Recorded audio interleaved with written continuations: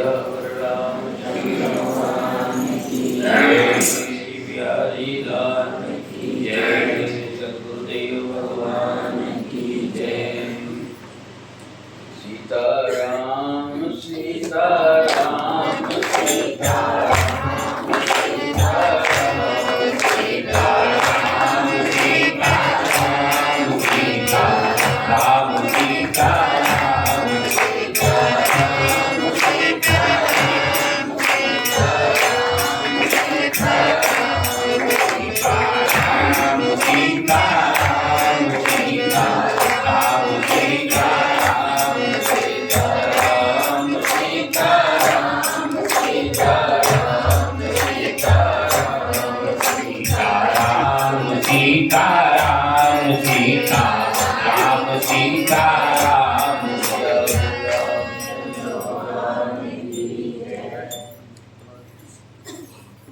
गुरु के सुमिरन मात्र से नासत विघ्न अनंत, काटे सर्वारंभ में ध्यावत हैं सब संत।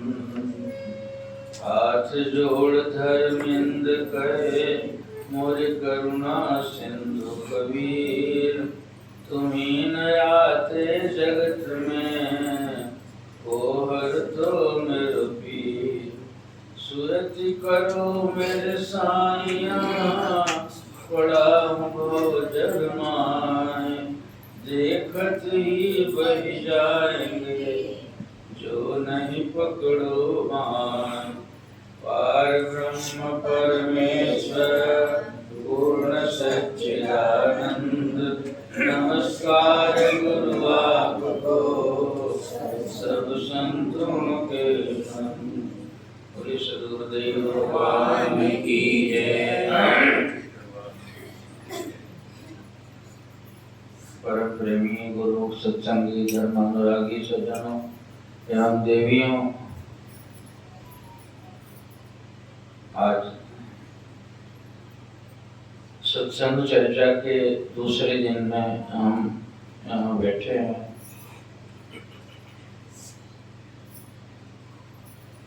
जैसा अनुमान है कि यहाँ जितने सारे लोग बैठे हुए हो, ये इस परंपरा से सभी दीक्षित हो, उपदेशी हो और तुम्हें सदगुरु घर से मंत्र दीक्षा मिली हुई है। स्कूलों की अलग अलग बातें होती हैं, कहीं इंजीनियरिंग का कॉलेज होता है, कहीं मेडिकल का होता है, कहीं डिग्री कॉलेज हुआ करते हैं। कॉलेज सभी हैं और सभी से विशारद होकर पढ़कर लोग पास करते हैं, तो उनकी मान्यता होती है। एक डिसिप्लिन के मुताबिक वहाँ बजाफ्ता एडमिशन लेके और क्लास करके वहाँ के पढ़ाइयों के मुताबिक पढ़ के जब पूरा सेशन पूरा कर लेता है तो अंत में उसकी परीक्षा होती है। गुरुदेव कहते थे कि देखो, साल भर के पढ़ाई का आकलन 1 घंटे की परीक्षा से हो जाता है। सालों भर तुम पढ़ते रहे, जाते रहे, आते रहे, क्लास करते रहे और अंत में 1 घंटे का ही पेपर होता है जिसमें तुम्हें पास फेल किया जाता है और उसी से निर्णय होता है कि तुमने कितना पढ़ा है, कैसे पढ़ा है, उसकी गुणवत्ता आंकी जाती है। उसी तरह से इस विद्यालय में भी कितने सालों से आप पढ़ते आ रहे हो और नियम से प्रार्थना करते हो, नियम से आपके क्लास में बैठते हो, पढ़ते हो और पढ़ के आप पढ़ाइयों में आगे निकलते निकलते जा रहे हो। तो कहते थे कि इस घर की परीक्षा भी वैसे ही हुआ करती है। गुरु नानक देव जी के समय की बात है, उनके 5000 चेलों में से जब धर्म पर संकट आया तो उन्होंने तौलना चाहा कि इसमें कट्टर कितने हैं, पक्के कितने हैं। तो एक बार उन्होंने घोषणा कर दी, सत्संग के लिए बुलाया और बोले कि आज भाई सत्संग करने का मन नहीं कर रहा है, आज मुझे जरूरत है कुछ गर्दन लेने की और कुछ सिर लूंगा मैं। तो हैरान हुई कि ये कौन मांग कर बैठे, आज प्रवचन सुनने हम आए, कहते सिर देना होगा। तो सब कांपने लगे एक दूसरे से। तो उनमें से एक बंदा खड़ा हुआ, कहा कि महाराज सिर तो बहुत पहले संकल्प लेते हुए दे चुका हूँ कि तन मन धन आपका है, आप ले लो सिर। तो एक टेंट में घुसाया उन्होंने कि चलो अंदर। और अंदर गए तो बाहर आने पर तलवार खून से भीगी हुई लेके आए बाहर। कहे कि हाँ भाई दूसरा भी चाहिए। बस पीछे से भागना शुरू हो गए कि आज पागल हो गए गुरुजी, तो सिर काट दिए वो। कहे कि क्यों भाग रहे हो, तुम सब गुरुमुख हो, तुमने तन मन धन मुझे दिया है, तो मैं अपनी अमानत मांग रहा हूँ, दूसरे भी दे दो। तो एक दूसरा तैयार हो गया, कहा मैं देता हूँ महाराज। उसको भी अंदर ले गए और फिर टपटपाता खून लेकर निकले। तो फिर और भागना शुरू किया, एकदम मैदान साफ होने लगा। तो अभी तो और भी मुझे चाहिए। तीसरा तैयार हो गया, उसको भी अंदर ले गए। चौथा तैयार हुआ, उसको भी अंदर ले गए। पांचवें के वक्त अब कोई नहीं बच गया। 5000 में से बिल्कुल सब 4995 भाग गए। और एक बच्चा पांचवा का, तुम क्यों नहीं जाते हो? कहा हम क्यों जाए, मैंने तो वादा किया है महाराज, फूल लेकर दीक्षा लेते वक्त संकल्प किया है, इसलिए मैं तो नहीं जाऊंगा, आपका सिर ले लो। तो आवाज दिए चारों को, और चारों बाहर आकर खड़े हो गए। लोग हैरान किए क्या हुआ। तो चार अंदर में बकरे काटे थे, उन्होंने खाली दिखाना था लोगों को। और पीठ ठोके कहे कि 5 मेरे लिए पक्के हो तुम। और पांचों को बैठाकर विशेष उपदेश दे रहे थे। तो जो सब सत्संग में आते थे वो लौट के घर जब गए तो उनकी पत्नियों ने पूछा कि क्या बात है, बड़ा जल्दी सत्संग खत्म हो गया। उन्होंने कहा कि तो दिमाग खराब हो गया गुरुजी, तो पागल हो गए। मत पूछो, हमारे सामने 2-3 लोगों को तो काट दिए हैं, और अब हम आगे वहां से देख के उनकी हालत क्या, एकदम दिमाग ही खराब हो गया इनका। तो उसमें से पत्नियां भी होती हैं। इनको पहले हमारे सनातन के मुताबिक इनको सहधर्मिणी कहा जाता है, धर्म पत्नी कहा जाता है। धर्म जोड़ा हुआ है, आज तो वाइफ बना दिया इसको। और वो सहधर्मिणी होती थी कि धर्म में साथ देगी, धर्म में रक्षा करेगी। पति यदि धर्म से गिरने लगेंगे तो उसको बचाएगी। तो उन पत्नियों में से कुछ ने कहा, 50 पत्नियां ऐसी हुई जो कहे कि महाराज दीक्षा देते वक्त तो तन मन धन जब उन्हीं का था और वो मांग रहे थे अपनी चीज, तो लौट कर क्यों आ गए आप? दे देना चाहिए था। कहीं दे देना चाहिए था, तुम्हारा कैसे क्या होता, कमा के खिला रहा हूँ, ये बच्चे क्या कहाँ जाएंगे? कहा बच्चों जिनके दिया गया है सिर, वे काफी बड़ा लंबा हाथ है उनका, वो उसकी खबर करेंगे। लेकिन आप धर्म से विमुख होकर क्यों आ रहे हो? गुरुजी को देख क्यों नहीं दिया? और जब आगे पीछे मन उनका करने लगा तो अजीब तुम्हारा भी दिमाग खराब हो गया, और मुझको सिर कटवाने के लिए भेज रही हो। तो आप लीजिए चूड़ी पहनिए और मैं जाती हूँ, आपको धर्म से गिरने नहीं दूंगी मैं, और आपके बदले मैं कटवा दूंगी। मैं आधा अंग तो हूँ या 10,000 नहीं हूँ आपकी, इसलिए मैं जाती हूँ। तो लाज लगी उनको। तो उसमें से 50 जो थे पत्नियों के ताने से मुड़ के गए, लौट के देखे कि तो पांचों जिंदा बैठे, उनको तो कटा हुआ देखा था उन्होंने। और हैरान हो गए कि ये क्या, ये तो मेरे सामने काट दिया गया था, ये पांचों के पांचों बैठे हुए हैं। तब गुरुजी ने बोला कि क्यों, कहाँ से लौट के आ गए? क्यों? क्या वो ले लीजिए सिर महाराज, ये सिर ले लीजिए। भागे क्यों थे? लेकिन अब पत्नी का ताना कौन कहे? कहा जाता है कि अपना हारा, और हमारे बिहार में कहावत है मेहरी का मारा। मेहरी यदि मारे थप्पड़ तो किसी को बताएगा कि हमारी है थप्पड़, उसको छिपा देगा। और कहने वाले जैसे ही हम मन किया कि चले दे ही देते हैं। कहा कि नहीं, कोई मामला जरूर है, तुम्हें बताओ कैसे आए तुम? तो उन्होंने कहा कि पत्नियों ने ताना दिया, वो कही कि तुम चूड़ी पहनो घर में बैठो, मैं जाती हूँ। तो मैं ताना देकर आया हूँ तो 5 पक्के हुए और 50 अधूरे, आधा आधा कम से कम मुड़ के तो तुम आ गए। और उसी 5 और 50 पर सिख धर्म की बुनियाद रखी उन्होंने। आज जो सिख धर्म इतना प्रभावशाली है, इतना संगठन उनका है कि गुरुओं के जहाँ चरण पड़े हैं वहाँ लाखों करोड़ों की इमारत बन गए हैं।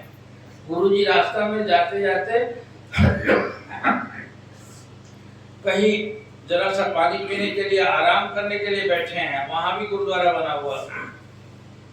जहाँ लघु संस्कार करने के लिए बैठे हैं वहां भी गुरुद्वारा बना हुआ।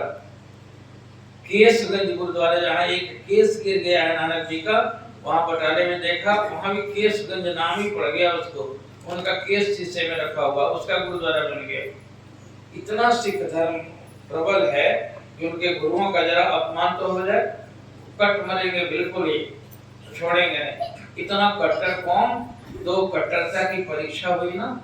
इतने दिन तक सत्संग सुनाते रहे, सत्संग सुनाते रहे, सत्संग सुनाते रहे, और परीक्षा तुरंत हो गई कि देखो सिर देने की बारी आई। तो सब भाग खड़े हुए और 5000 में वही 5 और 50 बच गए, जिनके ऊपर सिख धर्म के इतना कट्टर कौम है कि लड़ते लड़ते लड़ते लड़ते कितना कितना ये गुरु गोविंद सिंह ने अपने चारों बेटों की बलिदान कर दिया धर्म के रास्ते पर।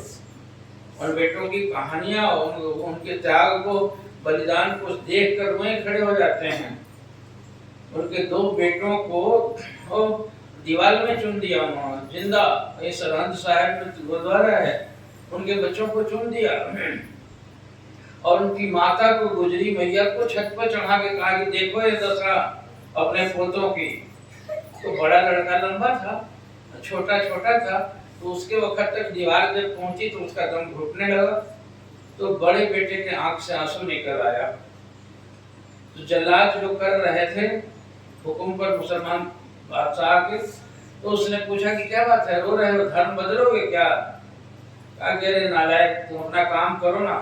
बड़ा भाई कहता है कि धर्म बदलने की चीज है। मैं रो इसलिए रहा हूँ कि मेरा छोटा भाई जन्मा मेरे से पीछे और धर्म के नाम पर पहले बलिदान हो रहा है, इसलिए रो रहा हूँ मैं। काट तू अपना काम जो करना है तो कर। बाप रे बाप, ये शेर के बच्चे शेर जैसे हैं। मरते वक्त भी इनका जज्बात इस तरह का है। कहता है कि मेरा भाई पैदा मेरे से पीछे हुआ और मर धर्म के नाम पर। जल्दी चुनो, और चुन दिया उन्होंने। और जैसे चीख निकली कि माता गुजरी जो ऊपर छत पर बैठी हुई थी, गुरु गोविंद सिंह की माता, वहीं से छलांग लगा कर दोनों पोतों को मरते देख के वो भी मर गई। उसकी भी समाधि बनी हुई है। तो ये धर्म की बातें, आज तक तो ये पॉलिटिशियन जीवन भर अधर्म करते रहे, शराब पीते रहे, अंडे खाते रहे, और ये धर्म की व्याख्या करने चलते हैं, लड़ रहे हैं आपस में। उसने उसके धर्म को कुछ कर दिया, उसने धर्म का। धर्म की चर्चा तुम्हारे करने के लिए अधर्मी लोग धर्म की चर्चा करोगे तुम? तुम्हारे जीवन में धर्म है? धर्म के प्राण तो ये महापुरुष हैं। ये जिन स्वरूपों को देख रहे हो, ऐसे कोई चित्र नहीं है साधारण आदमी का। तो तपस्या करके करके करके करके बिल्कुल सुखा डाला। नगरी वाले महाराज जी के लिए कहते हैं कि जब समाधि में बैठे होते थे पेड़ के नीचे नीम के, तो उनके ऊपर चिड़िया खुदकती थी चढ़ के और चोंच मारती थी उनके केस पर। उनको होश नहीं होता था उनको समाधि में, उनको पता नहीं हुआ करता था। और इतनी समाधि ऐसी स्थिति हो गई कि ऐसे बिल्कुल अस्थि पंजर दिखाई पड़ता है। वहाँ फोटो रखा हुआ उनके जगह पर, हड्डी सुखा दी उन्होंने। और तब भी गुरु से महान आशीर्वाद पाया। इन तमाम गुरुजनों के उन इतिहासों को देखोगे सिखों के, तो क्या गुरु भक्ति की मिसाल है। 10 गुरु उसके ऐसे हुए हैं, अजब अजब सी कहानी है। उन्होंने कोई किताब नहीं पढ़ी, कोई श्लोक नहीं रटा, कोई बातें नहीं उन्होंने की करना आया उनको। गुरु रामदास जी एक भगत हुए हैं, तो 65 साल की उम्र में तो गुरु साहब के दीक्षा लिए थे। तो गुरु साहब ने एक दिन हुक्म कर दिया कि भाई देखो उस मैदान में इतना फीट लंबा, इतना फीट चौड़ा, इतना फीट ऊंचा एक चबूतरा बनाओ। और लग गए सब बनाने के लिए कि वाह आज्ञा पालन करना है। इसलिए बनाते बनाते बनाते जब शाम को गुरुजी गए तो देखा, उन्होंने कहा कि अरे बेकार बन गए, इसको तोड़ो, ठीक नहीं बनाए तुम लोग। और उसको तोड़वा दिया। तो आधे लोगों का मन तो आगे बताओ इतने मगन से बनाए और तोड़वा दिया। उन्होंने कहा कल फिर बनाना। तो कल कुछ लोग तो बैठ गए चुपचाप, जो अधूरे चेले थे आगे पीछे वाले, और बाकी कुछ लोग लग के बनाए। फिर उस दिन भी खूब जी जान से बनाए और शाम को जाके उन्होंने तोड़वा दिया।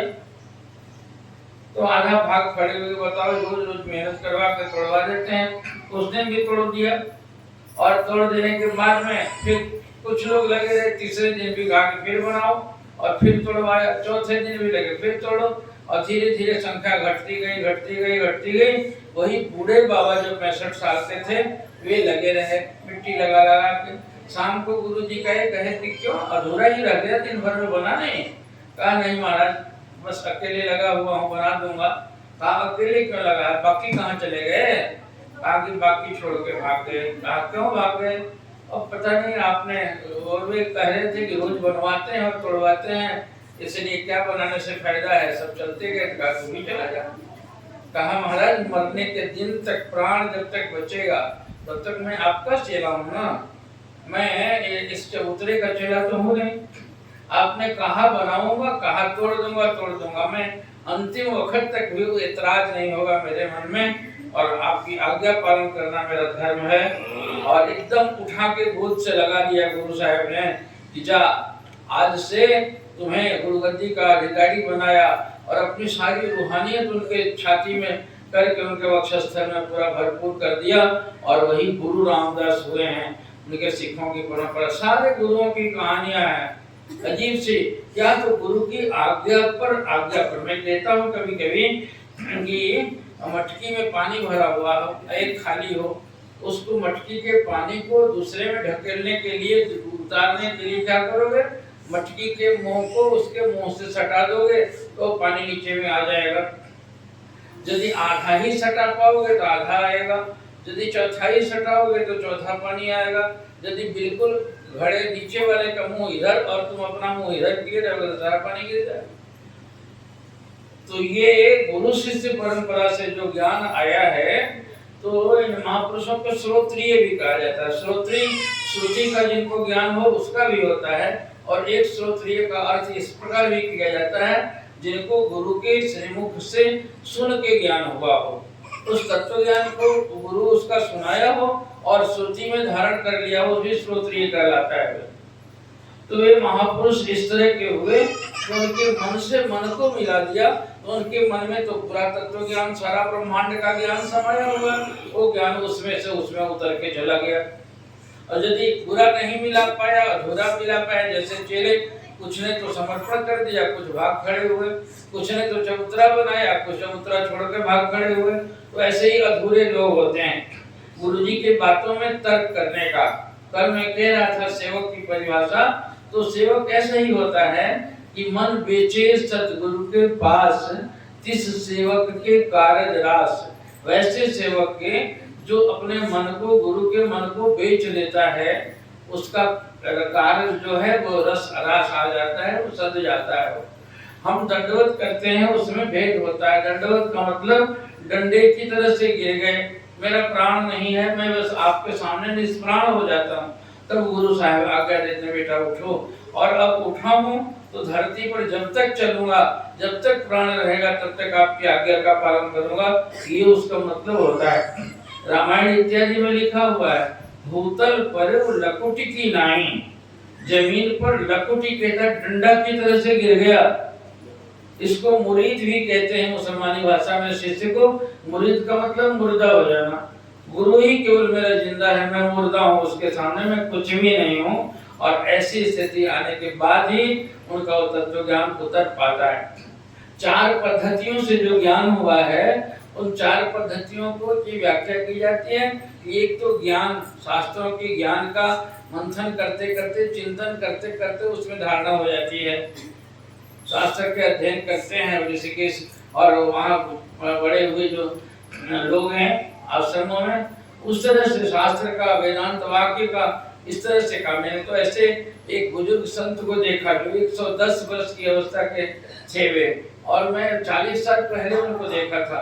और जब बाद में गया तो उसी तरह से वे गंगा में नहाते थे, नंगे बदन रहते थे, और बिल्कुल ही ब्रह्मसूत्र पढ़ते रहते थे, उलटते रहते थे। और अंतिम वक्त में 110 वर्ष की अवस्था में भी वही हालत, और उतना उनके शरीर में भी कोई फर्क नहीं आया।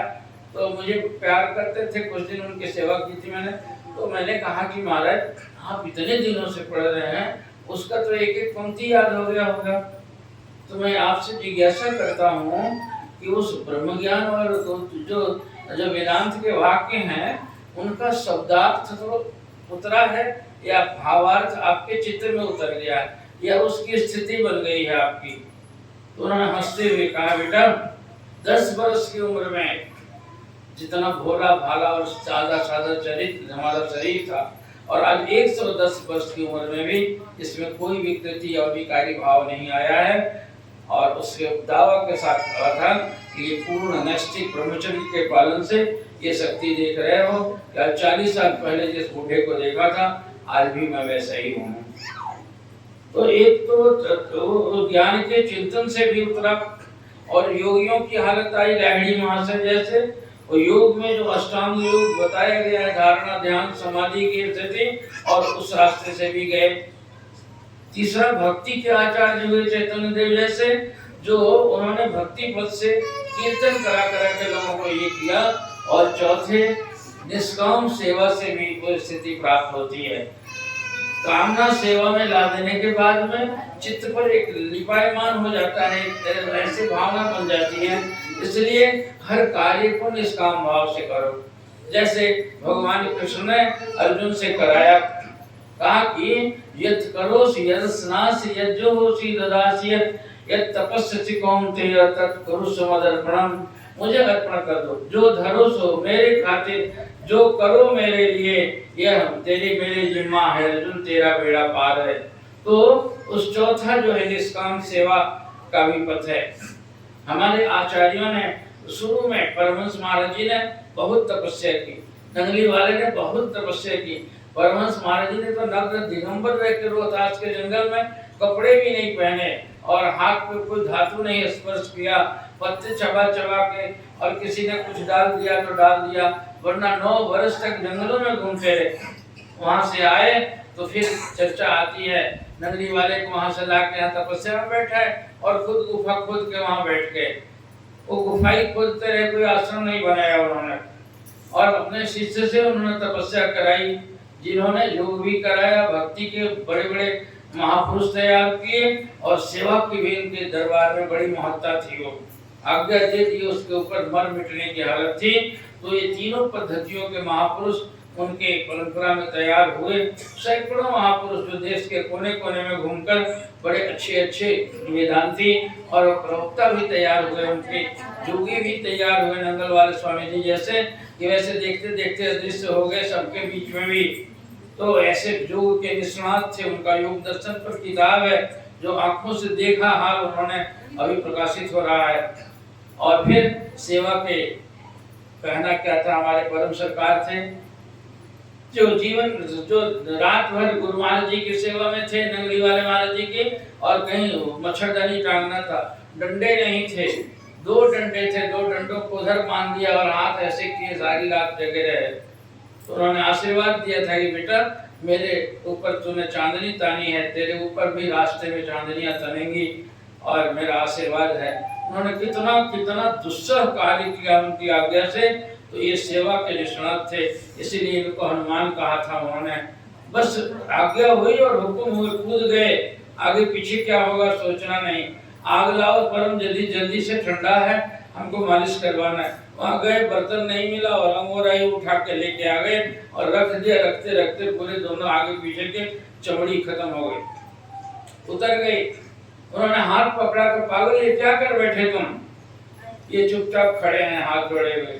कहे परम हाथ किसके जले? कहा कि दयालु आप जानो, मुझे तो आगे थी केवल जल्दी लाने के लिए, इसलिए जल्दी में सामान नहीं खोज पाया, मैं उठा के ले आया मैं।